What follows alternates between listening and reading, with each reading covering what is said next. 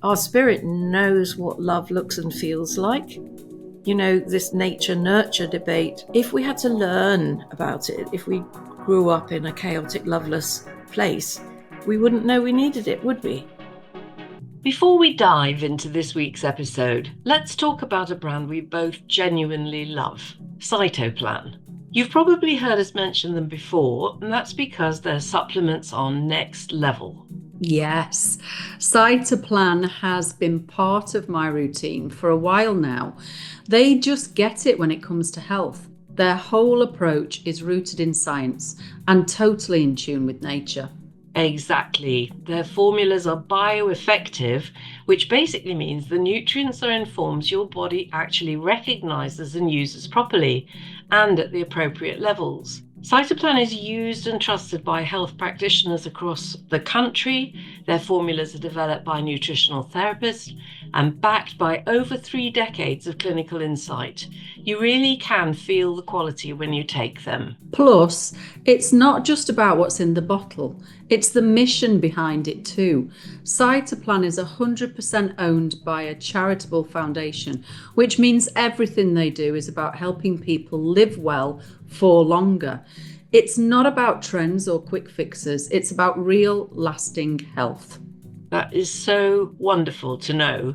And whether it's our energy, perimenopause, menopause itself, sleep, immunity, or just staying on top of your health, they've got you covered. You can also get a free health questionnaire and a consultation by ringing the helpline. So if you're ready to take ownership of your health, check out Cytoplan, powered by nature, proven by science, and rooted in purpose. We'll pop the link and an exclusive 15% discount code in the show notes. Hello, I'm Karen Mellers. Hello there, I'm Dr. Rosy Daniel. You've just tuned in to Alive and Loving It, and we're here to help you bring joy and energy back to your life.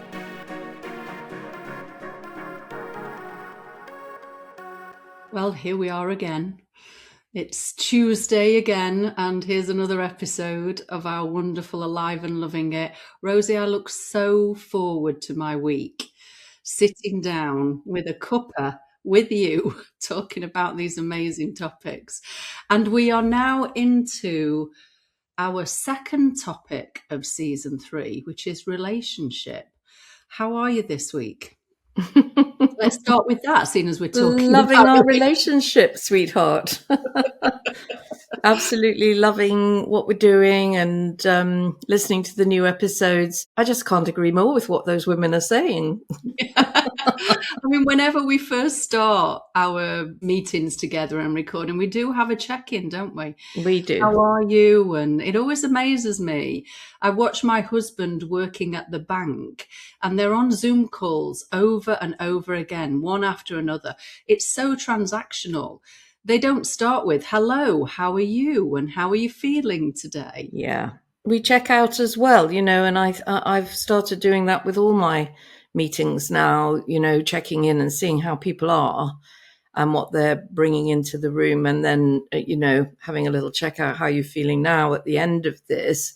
And it just instantly brings everybody into coherence. Into presence with each other as well. Yeah.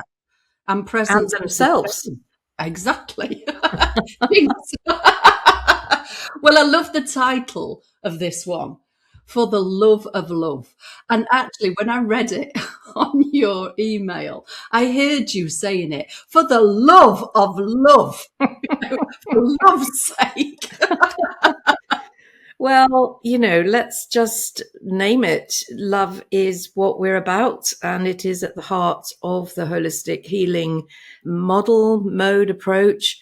And every single episode we've been talking about self-love, love of others, love of the planet, of nature, and raising our vibration into a finer and higher vibration of love. And of course, relationship is the place where we feel that love and warmth. Of course, we've been talking as well about people tuning into the love that's available from spirit, from the universe, You know, my own belief is that we are swimming in that sea of love. You know, Rumi said, it's not even that we have to learn to love, we just have to learn to remove the barriers to receiving the love that is all around us, whether that's love from a tree or a friend or a teacher. And that is one of the absolutely unifying principles of the whole of life.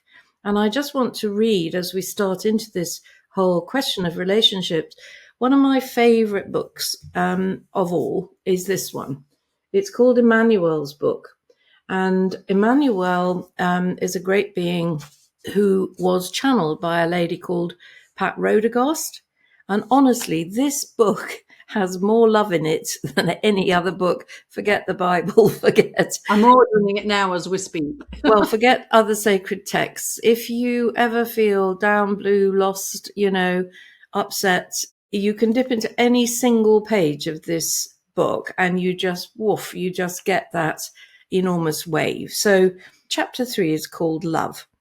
And it goes, you will not exhaust the love in the universe if you were to absorb it from now until the end of time.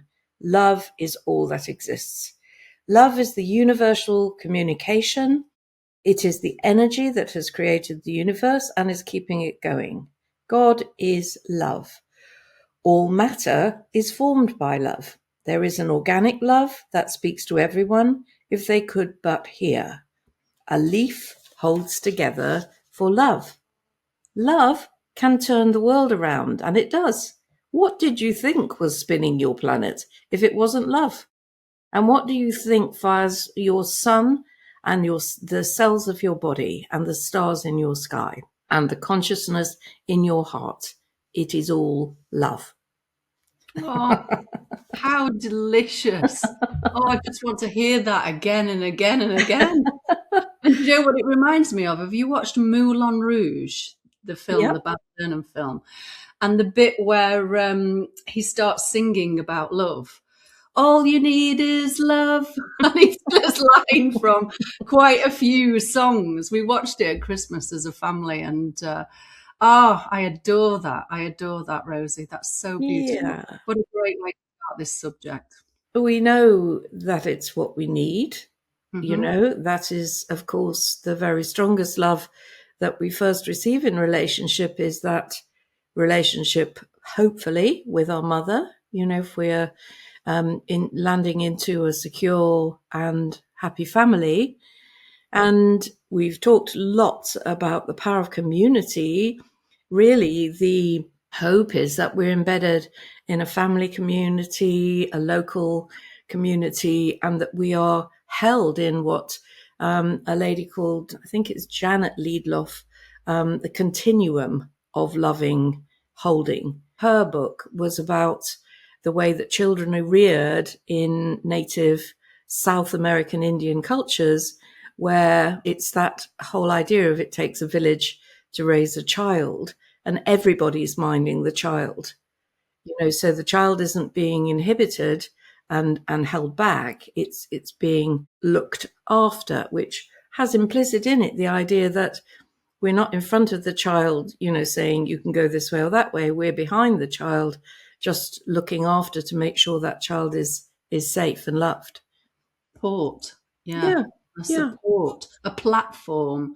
It's really interesting that that's where we're starting, because I've got children who they're not children anymore. They're 26 and they're 21.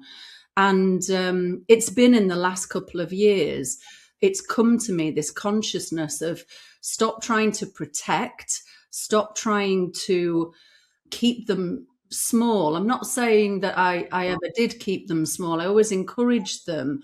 But there became a moment where, as the mother, my relationship was different. And instead of protection, it was support and being that solid platform of love and encouragement. You know, I think the best thing that we can do for our children is let them know that they're loved, but let them know that they're enough.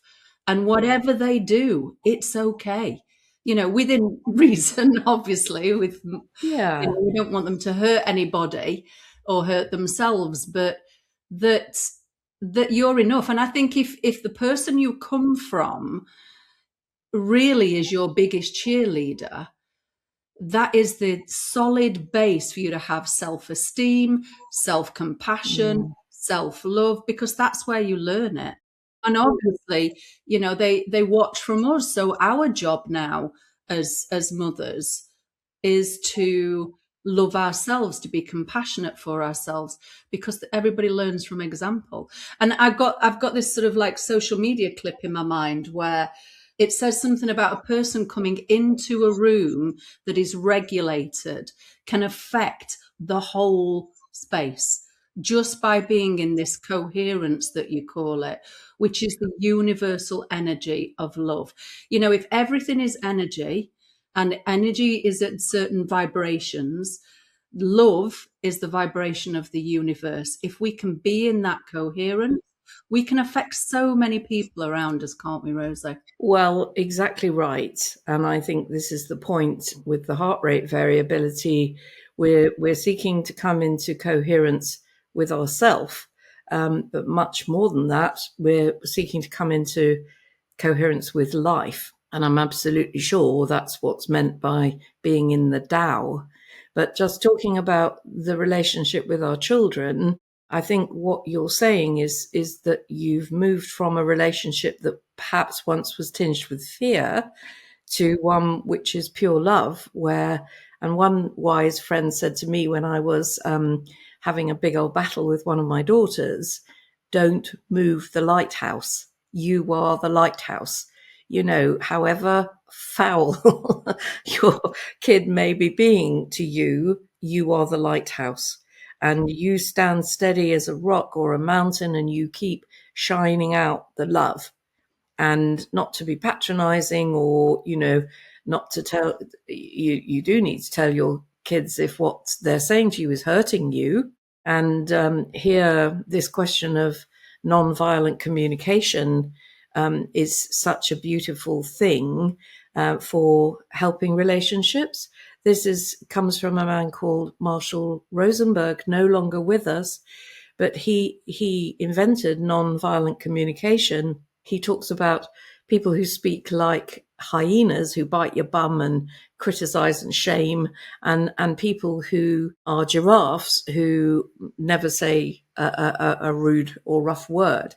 Well, that would be lovely if we could get there. But what he's saying, the key is, if somebody is, if somebody's behavior or words are hurting you, you report what you have just seen happen. You say how it's made you feel, and you ask for what it is you need.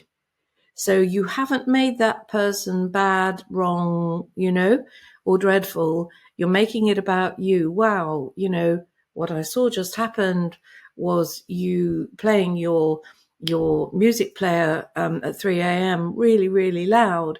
It's actually made me feel very upset and anxious, because in the morning I've got an interview and I've got to leave at 8 a.m. and I've got to be on my game. So what would really, really help me is if you could turn it down and, instead of, you little shit, what do you think you're doing? I'm going to throw your ghetto blaster out of the window and, etc. You get the drift. It's well, yeah, I mean, I would call that boundary setting. And this is a new thing for me in the last 5 or 6 years. It's very healthy, and it has really helped my marriage, and it's helped my relationship with my children. And it's helped my self-esteem. It's helped me not disrespect myself when I put my boundaries in. And it takes time to learn. I mean, I'm a 54-year-old people pleaser, Rosie. I to, please other people rather than myself. But it was starting to irritate me.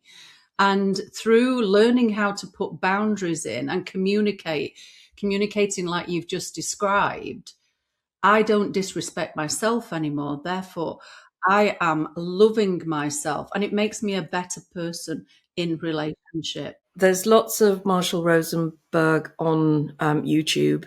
This is something people can learn, and he used to use it with governments. and, to take the aggression right out of the communication. Yeah. But, in terms of the core of our relationships and why they're important is because it's been described. There's a beautiful group in Bristol called the Human Givens, and they have laid out a map of our emotional needs. And this need for love and attention and recognition of us as unique individuals, not trying to make people like us, as in be the same way as us, but actually recognizing those qualities and feeding back.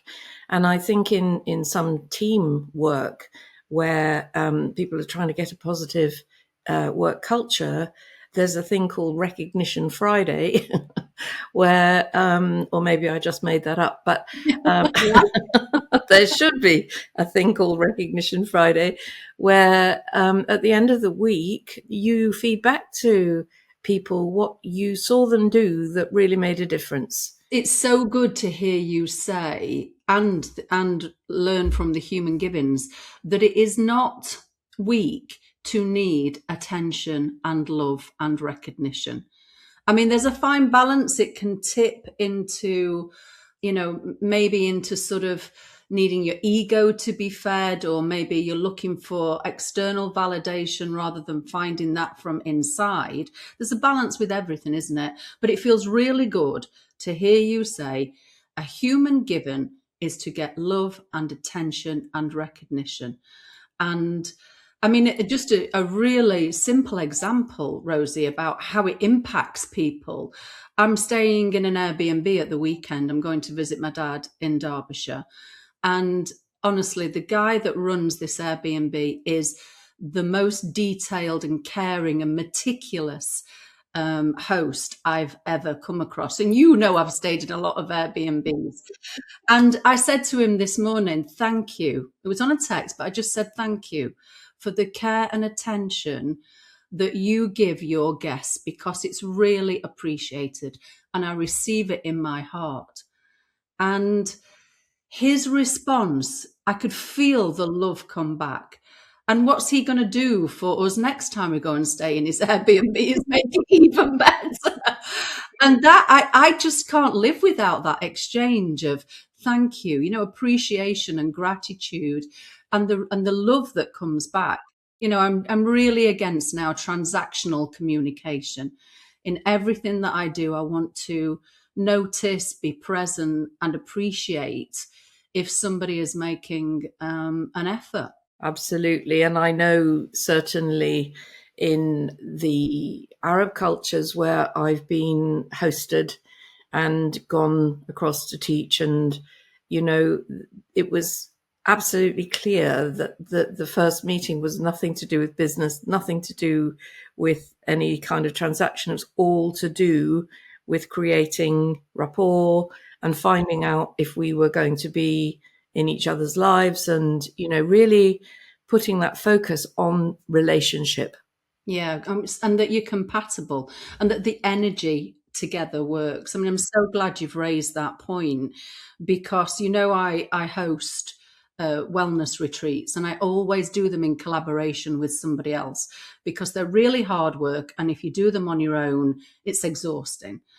But the first year, it takes me a year to put a retreat together, because that first year is about me getting to know that person and us in relationship. Because when you come into a wellness retreat, if the hosts have not got love and support and encouragement between them, the guests feel that.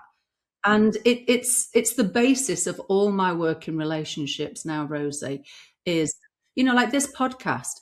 We are friends. We spend time with each other. We check in with each other. We love each other. And I've had feedback coming back that they can feel that between us. And that's intentional, because we are spreading that love by people witnessing our conversations. This conversation we're having now is no different. Maybe there's a few more swear words when we're together and we're not on the podcast, and a bit more dancing. But it's, I think that's a real big intention for us, isn't it? Well, you've just made me think about the question of therapeutic relationship and what happens when I've got my doctor hat on or my trainer hat on. And I think it can be the most potent part of what goes on between a doctor or a therapist and a client if the starting place is that unconditional positive regard, which was, that was Rogers, wasn't it? The Carl Rogers statement about what should be going on at the start of a counselling session. But I have come to see it as if I'm relaxed and beaming out support and love and acceptance and kindness, then the other person can come into coherence with that, and we can get into which in itself is therapeutic. But I've come to see it that there's also the third presence in that relationship of spirit, which is that if I'm, so that I often consciously welcome in spirit to that therapeutic relationship, and to the podcast and to the trainings that I give, so that it's not all about me, it's about what's flowing through me in a therapeutic relationship. And I think then what happens is I'm more able to hear in a clairaudient or spiritual kind of a way what's really going on for people, which means that I can get to the point, I can cut to the chase of what it is that's wounding that person, ailing that person. Yeah, so I think I understand. And I think what you're describing is that you are, through love and through your openness, an open heart, you are creating a container of safety. And that other nervous system feels it and drops from whatever mask or barrier they're using for protection into their openness because they feel safe. And from that place, they then start speaking, and you're going to get more information, more true information about what is really going on. And it took a lot of time to get to this place myself, because I can remember as a young doctor, one is so full of fear, you're so anxious to do things right and remember all the terms and the medicines and the what's going on and to be professional, and you're coming to that meeting with a very crowded space in your head, and sometimes a very indoctrinated way of seeing things through that medical lens. But Dr. Michael Dixon, who's a leader in the integrative health movement, wrote a book called The Human Effect, and all about what goes on if you can be present as a therapist and a doctor or nurse. And I went to a conference on the placebo effect, and the outcome of the whole 2-day conference was that every single meeting between a person and a healthcare professional has a placebo effect, that it's between 30 and 90%, and that the predictors of a really good placebo effect are that the client likes the doctor, that the doctor believes in what they're doing, and that they have good communication, that there's care and good communication. And people were rating in another study the actual kindness of their surgeon above their skills. I'd like a bit of both. Thank you very much. But, It doesn't surprise me. I'm just thinking about, if you go to see a counsellor, I've heard so many times, you must like the person, you must have a relationship with the counsellor. And they will even say to you, if I'm not the right person for you, if it doesn't feel right, then, go to another person. But with a doctor, like a GP, I've never heard that said. But I've experienced it recently. I mean, obviously, I come to you when I have my health concerns. But since I've landed here in the Scottish Highlands, I've been to the local GP, And I got a 15-minute appointment, Rosie. It's not 5 minutes up here, it's 15 minutes. And the guy sat and looked at me. So I had eye contact, and he listened and nodded, and he was like confirming. And he said to me, I don't think it's a major issue. I think you're going to be okay. All the positiveness, so different from where I was in Derbyshire, where the GP never turned away from the computer. And it used to irritate me. And of course, my barriers are up. So I'm not sharing with that person what is really going on for me. Well, I'm just remembering another study where they introduced, for people that were on the evening before major surgery, they got a nurse to do relaxation exercises just for 15 minutes with the people. And then that reduced all complications by 25%. So infections, clots, bleeding, wound dehiscence, etc., etc. They then added in the anaesthetist actually holding the hand of the person while they did the pre-anesthetic chat, and that brought complications down by 50%. So, this the human effect in medicine is massive. But let's go back to the question of, we talked a lot about what's right in relationships. And of course, that comes mainly from having secure attachments as a child and having that unconditional love showered upon us, and us learning that and getting into that beautifully secure state. But sadly, that isn't the way it happens for an awful lot of people who experience all kinds of abuse, whether it's neglect or abandonment or verbal abuse, violence, sexual abuse, domination, never being allowed to speak or have a point of view. That may not sound like abuse, that we're used to hearing about, but this thing of not being encouraged to have a point of view or speak out and being around scary adults can mean that people end up without those skills of assertiveness or ability to recognize how they're feeling, what they're needing, becoming people pleasers, becoming other focused people who are trying to harmonize the environment around them the whole time.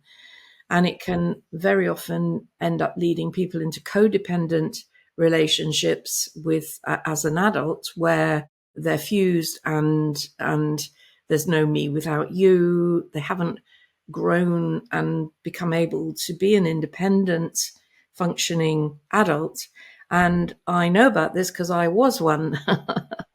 And I really had my emotional life rescued by a beautiful friend who befriended me when I was 17, and we spoke to each other every day until I was about 36, and she became my emotional rock. And eventually our paths went in two directions. So I think that you can repair, if you did have a chaotic or difficult childhood. I think that if you become good at recognizing other sources of pure love and unconditional attention, that this can be healed. Yeah, absolutely. And there's, I think it's the most common theme I see at the moment with my one-to-one clients, and why. I mean, it's the whole intention of the women's circle, because genuinely women have been taught to stay small, stay safe for genuine reasons, real reasons in the past to keep safe. But the first thing that I help somebody identify is that they've lost the ability to know themselves, because they've been in this codependent relationship with life and with other people for such a long time. People have taken advantage of that. You lose your sense of self. And the first stepping stone is to recognize that I don't know who I am, that I don't know what I need. And it's a really tender place, Rosie. But if we start from that truth, then there's a journey of discovery, a journey of exploration to find out who you really are, and what you like and how you want your life to be. And I'm so honored to take that journey with women. It's a very sacred and divine place as people uncover. And I'm very grateful for the people who have helped me do that for myself. It is possible to change that.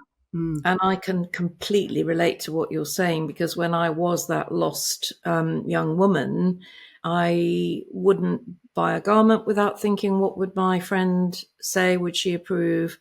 I wouldn't know what to eat or where to go on holiday. So I had a completely external point of reference, because I had no compass really. I didn't have a map in that way, which you might find hard given how I am these days, but it was possible. And I think the other thing that, I know that I did was that I became a serial adoptee. So after a very, very dysfunctional childhood, my mum then died when I was 14 and my dad when I was 21. So those parental influences, good and bad, were gone quite early on. And I first of all got myself adopted by a Jewish family, because my best friend at school was a very beautiful, bright, passionate Jewish girl. And that was absolutely extraordinary, because the level of passion and color and the lack of inhibition in that family, for me as a little white waspy girl, that was a mind-blowing education. But I got so much love and humor and fun. And then later I was adopted by an Indian family in Derby when I went back to college. And me and my lovely friend Neelam went to their house almost every day for 3 years while I did my Science O and A levels. I tried to bring them gifts and presents and thank yous, and they were horrified. And they literally said to me, every grain of rice that has been cooked in this house was grown by God for you, and it has been our privilege to cook it for you. So, wow, that showed me a level of devotional connectivity that was entirely new. And then life moved forward, and I found the Pilkington family, who had founded the Bristol Cancer Help Centre, now Penny Bron, and they adopted me, and Pat used to call me her fourth child. And wow, if there was ever a more loving being on this planet than Pat, she was an absolute fountain of kindness and generosity and prayer and thoughtfulness. So that's another tip I would give to people, which is, and then of course there was the yoga community and the spiritual healing community and the British Holistic Medical Association community. So I kind of called myself at that point a love-seeking missile, not that I exploded once I found my target, apart from with joy and happiness. But what it shows me is that our spirit knows what love looks and feels like. This nature-nurture debate, if we had to learn about it, if we grew up in a chaotic, loveless place, we wouldn't know we needed it, would we? So it's absolutely in our nature, just like plants pointing towards the sun, to point ourselves towards where true, deep, beautiful, unconditional love is coming from. Yeah, I mean, you're just so beautifully describing connection at its best. And I've heard so many times, as a species, we're supposed to live in community. And yet what I've witnessed over the last 10, 20 years is people becoming more and more isolated. And my take on it is that we've forgotten how to feel and hold, I'm going to say negative emotion. I don't want to call them negative emotions, because they are just as important as, happiness and joy, but grief and fear and heartbreak and disappointment. We've become so, inept at holding those emotions that we protect ourselves from them. So if I'm not in relationship with anybody, there's no risk of me getting heartbroken, of somebody dying that I love and having to feel grief. So I'll detach. And the beautiful Joey Walters, with her life enhancing eight agreements, there's one of them is called relatedness, and the distorted power in there is detachment. And we detach, then we're safe. We don't have to feel those horrible emotions, but we're isolated, Rosie. Yeah. And then I'm hearing from you and from Dr. Alan Watkins, that isolation is the biggest cause of our lifestyle diseases, more than not doing exercise, more than eating shitty foods. So, we're in this catch-22, and what we need to learn, and what we need community ceremonies and rituals and things is for us to hold those emotions together and let them pass through us, because it always passes. I mean, I was talking a few moments ago about how I came to the point of being able to sit in a loving place when I meet my clients. But I think because I was immersed in that culture of healing at the Bristol Cancer Help Centre, and part of a group there of about 80 of us who were all coming from the heart space. And we were strong in that because we were not going to be attacking each other. We were not going to be going for each other's, jugulars. So it's you need a tribe. You need that group of people with whom you feel safe. But in terms of what you just said, I read a sweet, tiny, thin little book called On Love way back, and it kind of wove backwards and forwards between how can love be so beautiful and so painful when we lose a person or lose a relationship. Is love safe? Is it actually dangerous because it hurts so much if we lose it? And the end of this whole discourse was that what we have to be able to do is take hold tightly and let go lightly. Yeah. So that we love, we take hold tightly, we love with all our heart and soul and kindness and generosity. And we have to be ready to let go at a moment's notice, So it is a skill we've forgotten, letting go, isn't it, Rosie? Wow. What a massive life lesson if we can choose that. And I think it's like it says in the Bible, it's about being in the world, but not of the world. So, and it's what the scientists are saying about the particle and the wave.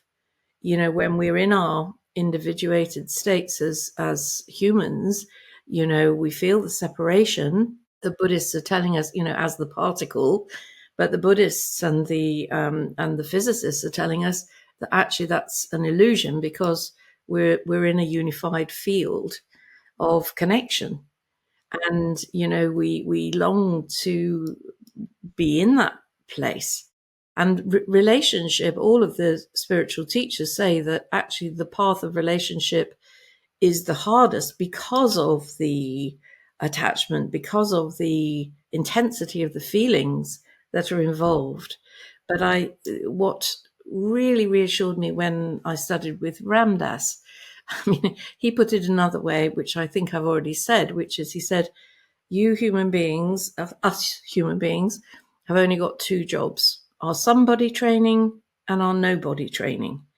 And he said, the problem is all you seekers are trying to do your nobody training before you finish doing your somebody training. And you wouldn't have incarnated if it wasn't about living your humanity and having those relationships and getting into those wonderful, rich, beautiful connections with other beings, and in Emmanuel's book, I've heard Emmanuel say that beings are queuing up to incarnate out of the unity field into this duality in order to feel these feelings, That's Well, I completely agree. I mean, when I enter a phase of, because it is a cycle, it is a phase, and when I enter a phase of maybe something has happened, I've lost somebody, there's a letting go, there's an ending, and those really painful feelings come in, I say to myself now, I'm alive. I can yes, feel it. yes, Because the state I was in maybe 25 years ago was I had shut down completely. And this state of numbness, when you go into isolation, when you isolate yourself, when you avoid the feeling, is you become numb. And there's a lot of people walking around who don't feel anything. And unfortunately, when you come back into your heart and you start living and feeling again so that you can stay in relationship, you can be with other people, the first emotions to come out are the lower vibrational ones. So there's a lot of tears, there's a lot of sadness, there's a lot of grief that's been pushed down. And then what happens? Joy and the lighter and emotions come back. You can't just feel joy.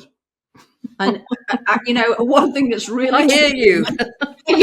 one thing that's really triggering me at the moment is the people that just stay positive all the time. I definitely was one of those. It was a mask. It was an act. Yeah. It's impossible to just feel joy and be positive all the time. That is not life. And actually, you're missing some of the most beautiful emotions and insights that come from the grief and the disappointment and the anger and the fear. Anger's my favorite emotion at the moment, Rosie. I'm relearning. Watch out, hold world. that one. Bolts of fire coming from Scotland. Oh, love it, love it. What a wonderful subject. Just to say that if anybody out there is thinking, well, this is all very well, if you're in loving relationship, if you've got a partner, if you're part of a group, there is the Buddhist Tibetan meditation, the compassionate meditation.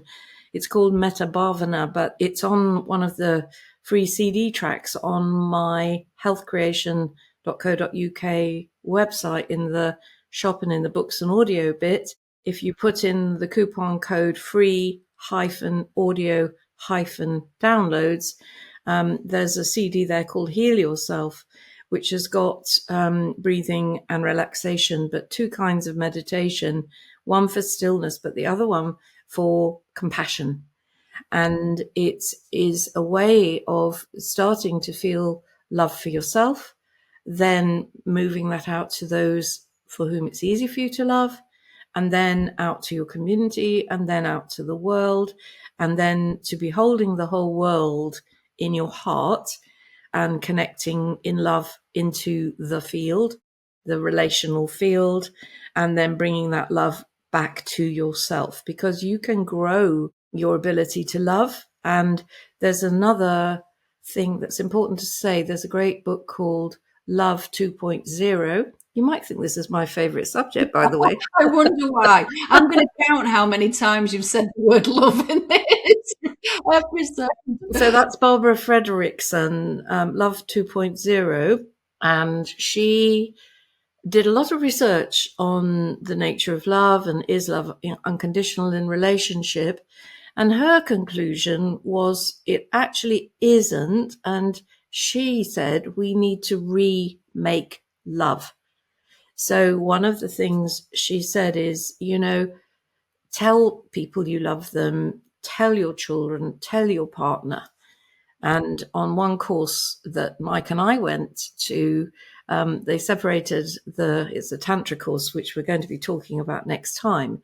But they separated the men and the women. And Mike told me later that the men were asked to find 10 ways per day of telling their partner that they loved them, whether that was a note on the fridge door or a text or a flower or just ways of expressing love. So, that is something that we can grow, and we can find tribes, we can find groups, we can find support circles, yoga classes, meditation groups, spiritual healers, where the love is flowing. Yeah, I just want to encourage people to reach out and connect with us through the website, aliveandlovingit.org. There is a contact page on there. We're going to share as many resources as we can. Rosie has got a huge amount of resources that we can point people to. If it is hard to do that, I'm speaking directly to you now, if it's hard to reach out and connect, then contact us and ask for support. This is what the mentoring program does so beautifully. And there are so many mentors around the country. I always find that when you start to grow this safety within you, one-to-one is easier sometimes than going into a group. It depends who you are. But that's what you're learning to do, is to grow the safety within you to have connection. And it makes me feel tender saying it, because when that reconnects, I've seen it in people who have moved from numbness and isolation into feeling love for the first time and being able to receive love. And it does make me feel tender, Rosie. I've experienced it so many times in your presence and my other teachers. And we just want to be able to, point people in the right direction to be able to start that reconnection. And you are my hero in this growing safety in yourself. And you have so beautifully agreed to be our true life story in 2 episodes' time on relationship. And this is because, deep bow to you, all the work you have done, all the connection you've been around, and the love you've received to get you to a place where you can share your story about being in relationships that have not helped you and what happened. So thank you for agreeing to do that, Rosie. And so we've got our Tantra specialist next week, who's coming live from Costa Rica. Cannot wait. And then Rosie will be our true life story on the episode 30 in 2 weeks' time. We have only just scratched the surface of this topic, and it's one of our favourites, I think. Wonderful. Oh, well, thank you so much, Karen. Beautiful episode. Thank you so much. See you next week. Thank you so much for joining us on this episode of Alive and Loving It. We really hope that today's conversation has sparked your passion and showed you ways to open up into the vibrant life that's possible for you. Absolutely, Rosie. We do have to remember that transformation begins with love, and that is self-love, love for others, and love for our beautiful planet. When you embrace love and you just allow yourself to receive as much as you give, you unlock the fullest potential of your life. That is the truth, Karen. And we're here to support you every step of the way on your journey. So if you enjoyed what you heard today, please join our community and check out our trainings and our services, such as my Dr. Rosy Daniel clinic and Karen's beautiful women's circles and retreats, and the events where we can all go deeper together. And do please send us your feedback. We want to hear your ideas for the podcast, who you'd like us to interview, and the questions you want us to ask and get answered. Through the contact page on our website, just go to aliveandlovingit.org. I've really enjoyed reading them. But when you're there, be sure to sign up for our newsletter and updates. And what about following us on Instagram as well? We are at Alive and Loving It Community. Once you've signed up to the newsletter, you'll receive extra notes from today's show and more inspiration to help you live your most vibrant life. Thank you for being with us. Keep shining, stay true to yourself, and remember, this is your time to live your fullest, healthiest life. So until next time, keep doing what you love most in life. I know Rosie and I will be. We're so excited to connect with you on the next episode of Alive and Loving It. And we welcome you with open hearts to our Alive and Loving It community.